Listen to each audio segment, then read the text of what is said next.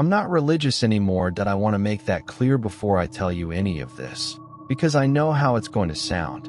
I know what you're going to think. She was spooked. She was guilty. She projected her own childhood trauma onto an old building and let her imagination do the rest. That I've told myself all of those things.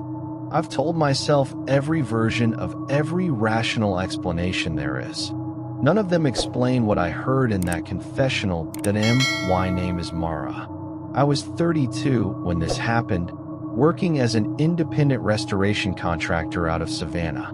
Churches were actually a niche I'd built a small reputation in, not because of faith, but because of craft. Old pine floors, hand-carved pews, plaster medallions on ceilings that hadn't been touched since the Civil War. I loved the bones of those buildings, the history in them. I just didn't love what they stood for anymore. That I grew up Catholic. Hard Catholic. The kind where you memorized the act of contrition before you learned cursive, where Friday nights meant fish and Saturday mornings meant confession, where the priest knew your grandmother by name and your sins by habit. I fell away from it in my early 20s, slowly at first, then all at once, the way Hemingway said you go broke. There was no single moment, just a gradual loosening, like a knot that finally gives. By the time I drove out to Harold County, Georgia, I hadn't been inside a church for anything other than work in nearly a decade. The job came through a diocese contact, a small rural parish, St. Agatha's, built in 1887, that had sat unused for 11 years. The congregation had dwindled to almost nothing. The building had been deconsecrated, and a local historical preservation trust had finally secured funds to restore it before it collapsed entirely. They needed someone who could assess structural damage, restore the woodwork, and preserve the interior. A 4 to 6 week job, solo. The nearest town was a 20-minute drive down a two-lane road that cut through old peach orchards and pine scrub. I said yes without hesitation.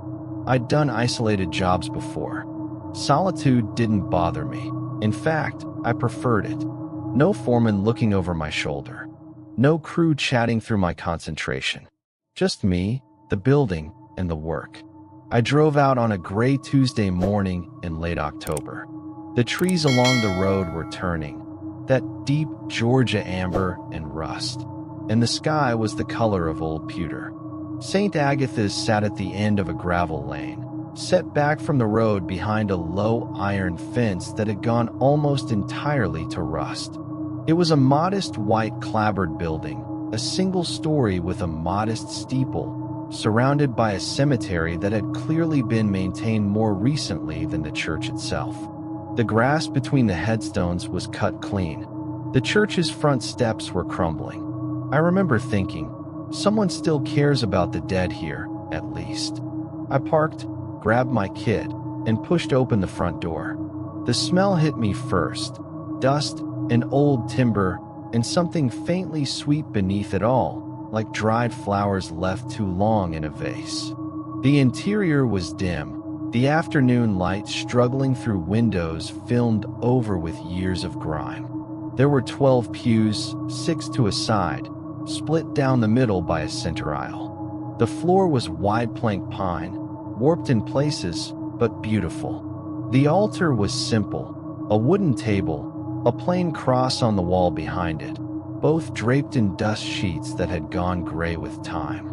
And at the back of the church, set into the rear wall on the left side, was the confessional. Even then, before I knew anything was wrong with it, it pulled at me. Maybe that's just conditioning, 22 years of Catholic muscle memory. Or maybe something in the room wanted me to look at it. It was a standard confessional cabinet, dark walnut, 2 doors side by side. One for the priest, one for the penitent. There was a small crucifix mounted above both doors, tilted slightly to one side. And there was a third thing I noticed, almost unconsciously, before I moved on to begin my structural assessment. The seam where the penitent's door met its frame had been filled in. Not nailed shut, not simply locked.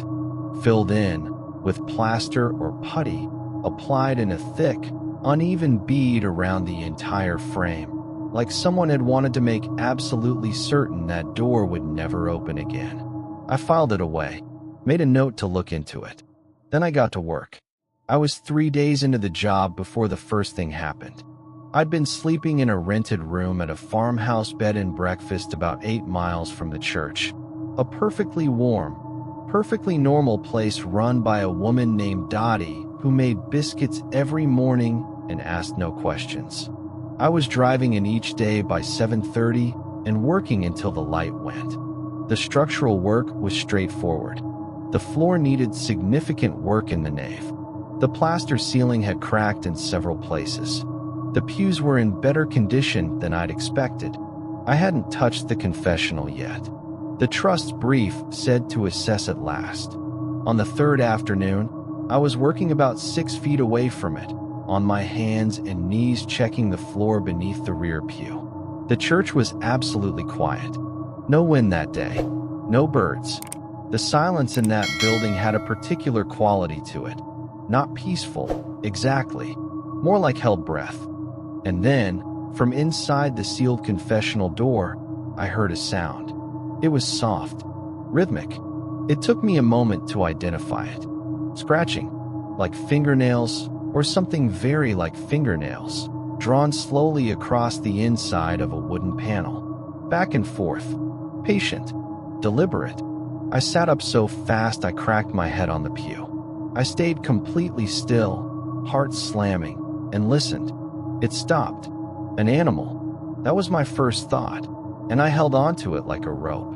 A squirrel or a rat that had somehow gotten inside the cabinet. The seam around the door wasn't airtight. There were certainly gaps at the base, near the floor. Something small could have gotten in. It was an old building. Of course there were animals. I went back to the floor. I kept working, but I stayed aware of the confessional the way you stay aware of a dog that hasn't shown its teeth yet. The second time, it was worse. Day 6. I was up on a ladder working on a ceiling crack near the front of the nave, and the light outside was going gold and long. Late afternoon, maybe 4:30. I'd been up there for nearly an hour. My arms were tired. I was thinking about Dottie's biscuits and whether I'd make it back before she stopped serving dinner. I heard it again. Scratching. Same rhythm. Same patient, deliberate cadence. But it wasn't coming from the confessional. I turned on the ladder, slowly, and looked toward the rear of the church. The confessional was just where it always was. Dark walnut. Sealed door. Tilted crucifix above. The scratching was coming from behind the altar. I came down the ladder. I crossed the nave. I went around the altar table and crouched and looked at the wall behind it. Old plaster. A faint darker rectangle I hadn't noticed before, roughly 2 feet by 3 feet, where the plaster was a slightly different shade, a slightly different texture than the wall around it. A patch, applied over something, a hole or a niche or a space in the wall. I pressed my palm flat against it. The scratching stopped instantly. Then, after 3 or 4 seconds of silence that felt as long as a year, something pressed back. Not hard, not violent, gentle almost. The soft, slow pressure of a hand pressing against the other side of a wall. Against my palm. Through 4 inches of plaster and lath. I pulled my hand away, and I did not move for a very long time. I told myself it was the building settling. Thermal expansion in the walls. The pressure differential of old materials. I told myself every reasonable thing I could think of, and I went back to my ladder, and I finished the hour, and I drove back to Dottie's, and I ate 2 plates of dinner without tasting any of it. That night, I called my contact at the Historical Trust, a man named Gerald, and I asked him casually if there was any history on the church he hadn't shared with me. Anything unusual. There was a pause before he answered. Just a beat too long. It's an old building, he said. They all have stories. What's this one story, Gerald? Another pause. There was an incident, he said finally. A long time ago. 1961. A woman, a parishioner, she died inside the church. They found her in the confessional. The priest sighed. They said she must have had a heart attack, gotten confused, gone in the wrong door. The priest sighed. That's what the record says. What about the other door? The penitent sighed. The longest pause yet. I'd leave that one alone, Mara, he said quietly. The trust doesn't need it opened. Just assess the exterior cabinet and document it. Leave the seal. I said good night and lay awake until 2 in the morning, staring at the ceiling of my rented room, listening to the Georgian night outside and thinking about a woman who died in a confessional 60 years ago, thinking about a sealed door, thinking about something that had pressed back. By day 9, I had started keeping a log, not for the trust, for myself. Small, specific notes in the back of my site notebook, time-stamped. I'd started marking the objects I moved each day with small pencil marks on the floor, just to know, just to confirm that what I'd moved stayed where I'd left it. I checked the main door locks when I arrived and when I left. I walked the perimeter of the building each morning. I told myself it was professional diligence. On day 11, I arrived to find the dust sheet that had been covering the altar pulled completely off and folded neatly on the front pew. Folded, not crumpled. Corners aligned. The kind of folding that takes intention and time. My pencil marks on the floor were undisturbed. Every window was latched. Both door locks were intact. There was no sign of entry, just the folded sheet. And the altar bare beneath it, the plain wooden table exposed for the first time. And on the surface of the table, in the thin layer of dust, a single line traced with one finger. She's still waiting. I should have left. I know that. Anyone reading this knows that. But here is the thing about being a lapsed Catholic confronted with the supernatural inside a deconsecrated church. Some part of you, the part that is still 8 years old and kneeling on a hard wooden kneeler, doesn't run. Some part of you walks toward it. Some part of you feels, with a sick, nauseating certainty, that you were meant to be here, that this was always where you were going. I stood in front of the sealed confessional for a long time. The church was absolutely silent. The afternoon light came through the grimy windows in pale, dusty columns, and the shadows in the corners were very dark, and the tilted crucifix above the 2 doors looked wrong in a way I couldn't articulate. Not damaged, not vandalized. Just wrong. Slightly too large. Slightly too dark. Like it had been there before the church was built around it. I got my pry bar from my kit. The seal on the penitent's door came away in chunks. Old plaster. Gone brittle, crumbling to powder on the floor at my feet. Beneath the seal, the wood was darker than the rest of the cabinet. Almost black, as if it had been saturated repeatedly with something damp over a very long time. The door itself, once the seal was cleared, had no visible lock, just a simple iron latch. I pressed my thumb against the latch. Don't. That was my own voice in my own head, very clear and very calm. Don't do this, Mara. I opened the door. The smell came first. Roses, overwhelmingly, sickeningly sweet. The smell of roses so concentrated it was almost a physical pressure, rolling out of the dark cabinet and wrapping around me like hands. Not fresh roses, old ones. Roses left on a grave. The interior of the confessional was small, as they always are. Barely enough room to kneel. There was the low kneeling rail, worn smooth with use. There was the small screened partition, the grill, through which penitents whispered their sins and received absolution. The screen was intact, and on the kneeling rail, placed with the same careful deliberateness as that folded dust sheet, was a rosary.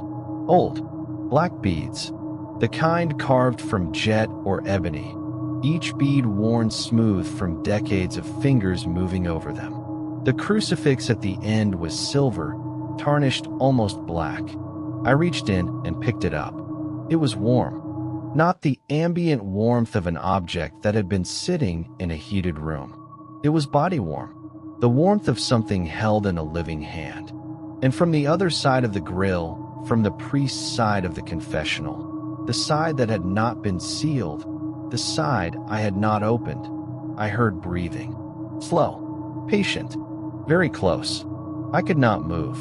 I want to be honest about that. Every system in my body had ceased to function for the purpose of anything except listening. I stood there with this burning warm rosary in my hand, and I listened to something breathe on the other side of that screen. Then it spoke. A woman's voice. Old. Soft. The particular softness of someone who has been waiting a very long time and is in no hurry now that the wait is over. Bless me, it said. Just that. The first words of the act of contrition. The words you say when you enter the confessional. The words I had memorized before I learned cursive. Bless me. I ran. I don't have a more dignified word for it. I dropped the rosary. I heard it hit the floor, heard the beads scatter, and I ran down the center aisle and hit the front door with both palms and stumbled out into the cold October air and didn't stop until I reached my truck. I drove 8 miles to Dottie's without looking in the rearview mirror once. I called Gerald that night and told him I was off the job. I gave him a professional reason, a family emergency, vague enough to be unchallengeable. He didn't push back. I've thought about that since. He didn't push back at all. 2 days later, calmer, I did some research I should have done before I ever set foot in that building. The woman who died in St. Agatha's in 1961, her name was Cecile Ardoin, 57 years old, a parishioner for her entire life. She was found on a Saturday morning, inside the confessional on the priest's side. The official cause of death was cardiac arrest. What the official record did not explain, what I found in a digitized copy of the local paper from that week, buried in a 3-paragraph story on page 7, was that Cecile Ardoin had been found kneeling. Not collapsed, not slumped. Kneeling upright on the priest's side of the confessional, her hands folded, her eyes open, facing the grill, facing the penitent's side, as if she had been the one listening. The diocese sealed the penitent's door 6 weeks after her death. No explanation given in any record I could find. The church continued services for another 40 years, with that door sealed, before the congregation finally dissolved. I don't know what Cecile Ardoin heard through that grill in the last moments of her life. I don't know who, or what, had been kneeling on the other side, speaking into the dark, waiting for someone to listen. I don't know what would have happened if I had stayed, if I had answered. I know that I still have the rosary. I don't know how. I heard it fall. I heard the beads scatter across that old pine floor. I never went back for it. But when I got home to Savannah and unpacked my psych kit, it was in the bottom of my tool bag, coiled neatly around my pry bar. Still warm.